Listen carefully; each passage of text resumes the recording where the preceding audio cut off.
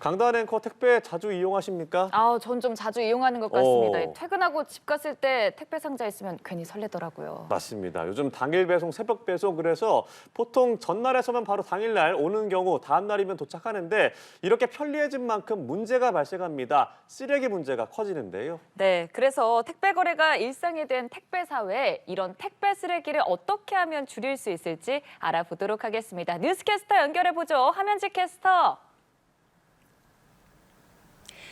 네, 오늘은 허승은 녹색연합 녹색사회팀장과 이야기 나눠보겠습니다. 안녕하십니까? 안녕하세요. 네, 우리나라 얼마나 많은 택배를 이용하고 있는 건가요? 온라인 쇼핑이 증가하면서 택배 이용량이 크게 늘었는데요. 특히 코로나 팬데믹 이후에 더 급격하게 늘었습니다. 2023년에 이 총 택배 물량은 51억 5천만 개로 지금 자료가 나왔고요. 이 수치는 연간 국민들이 100회 이상 택배를 이용한 것으로도 확인이 되고 있습니다. 실질적으로 우리나라 국민들이 3일에 한 번은 택배를 이용한다고 볼 수 있습니다. 택배 쓰레기가 얼마나 많이 나오고 있는 건가요? 환경부의 자료에 따르면 그 택배 물량 36억 개가 200만 톤의 그 폐기물을 발생했다고 지금 발표한 바 있습니다. 그 자료를 이제 저희가 환산을 했을 때 280만 톤에 달하는 택배 폐기물이 발생된 것으로 확인이 되고요.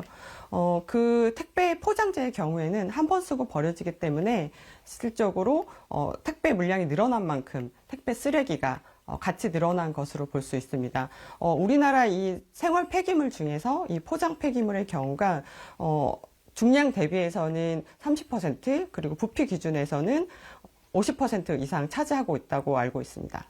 지난 4월 30일부터 과대 포장 규제가 시작됐습니다. 효과가 없었나요? 지금 실질적으로 우리나라의 이 제품에 대해서는 세제류, 식품류, 그리고 완구류 각 품목별로 포장의 공간 비율이나 포장 횟수를 제한을 하고 있습니다. 그런데 택배의 경우에는 좀 예외로 적용이 되었던 부분들이 있고요. 그래서 물량이 이제 늘어나면서 2022년 4월부터 택배의 경우에도 이제 포장 공간 비율을 50% 이내로 그리고 포장 횟수도 1회 이내로 제한을 하기로 했습니다. 그런데 아무래도 업계가 준비할 시간이 필요하다라는 이유들이 있어서 정부가 2년간 제도 시행을 이제 유예를 했었고요. 올해 4월 30일에 이 제도가 시행이 되었어야 했는데 이 또한 계도로 전환이 되면서 실질적으로 쓰레기를 감량할 수 있는 규제가 아니라 자발적인 어떠한 노력에 지금 기대고 있는 상황이라 실질적으로 쓰레기가 크게 줄어들 것을 기대하기는 좀 어려운 상황입니다. 그런데 종이 상자는 재활용되는 것이 아닌가요? 종이류를 버린 후에 다시 모으면 다시 종이류로 재활용이 가능합니다. 그런데 우리가 거리에 이제 나뒹굴고 있는 이 포장재를 보면, 송장이라든지 포장 테이프들이 다 붙어 있는 것들을 흔히 볼 수 있습니다. 그러니까 소비자들 또한, 택배 이용 후에 상자를 버리실 때는 개인정보 보호를 위해서 송장을 제거해 주시는 게 굉장히 중요하고요. 그리고 포장 테이프 또한 잘 제거해 주셔야 종이가 다시 종이로 재활용될 수 있습니다. 그렇다면 택배 쓰레기로 인한 환경오염을 막기 위한 방법에는 무엇이 있을까요? 먼저 쓰레기를 만들지 않는 것이 가장 중요합니다. 필요한 물건을 사실 때 가까운 매장에 가서 사시면 택배 쓰레기를 줄이실 수 있고요. 그 다음으로는 택배를 이용하더라도 이 택배 포장재가 재사용할 수 있는 포장재로 만들어진다면 쓰레기로 만들어지지 않기 때문에 줄일 수 있습니다.